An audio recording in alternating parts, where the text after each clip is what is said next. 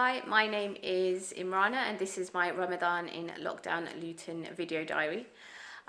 So today we're on day 19 of Ramadan, and the only reason I actually know that is because I bought this really lovely calendar for my daughters, and as you can see there's still some treats in number 19, so they'll be having those later on for iftar. One of the reasons I actually bought it for them is because I thought we are obviously in lockdown and it's just something to cheer them up and make them smile. And it's actually really lovely to touch. So it's made of felt. It's got all the different phases of the moon. This moon, actually, crescent moon actually comes off, which is kind of cool. But you just stick it back on.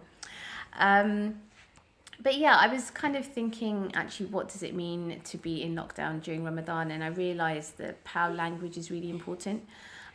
Because I know when we first went into lockdown feeling actually quite anxious about it all, but then very much looking forward to the fact that Ramadan was around the corner, and now I think I'm very much treating it more like a retreat. So a Ramadan retreat I think sounds much better, and definitely because this idea of taking time out to like self-reflect is an intrinsic part of our faith, and I think it's been really important to take time out to reflect a bit more deeply on things.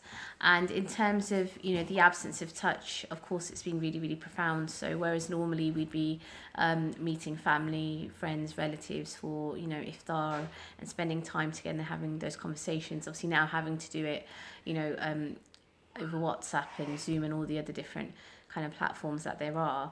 But I think what I have realised is there's so many things that maybe I was taking for granted. So, something like, my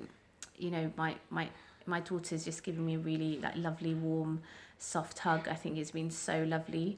And, things like even, just stroking their hair at bedtime. I think, something as simple as, because we've been, I think, quite lucky with the weather and going out in the garden, and just being able to lie in the grass and just feel that, or even, all these little things that you wouldn't maybe normally maybe put a lot of focus on because we're also always so busy with things.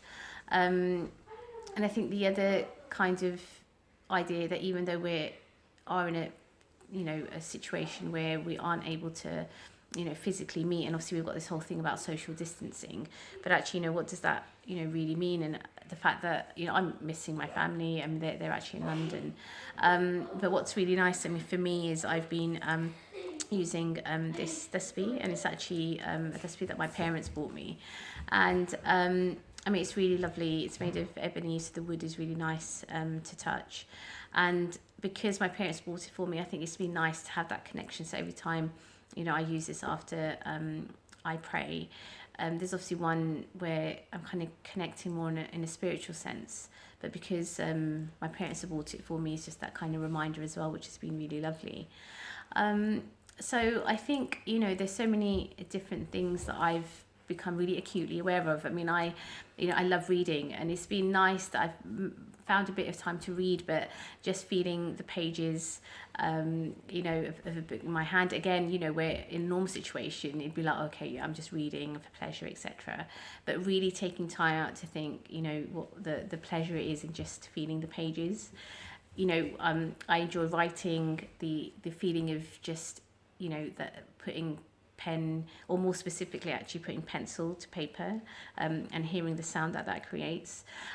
So the really simple things in life I think have become so much more profound, and I think it's a real blessing in itself. And I think it's always positive, or it's always important to think and look at the positive things even through struggles and hardships.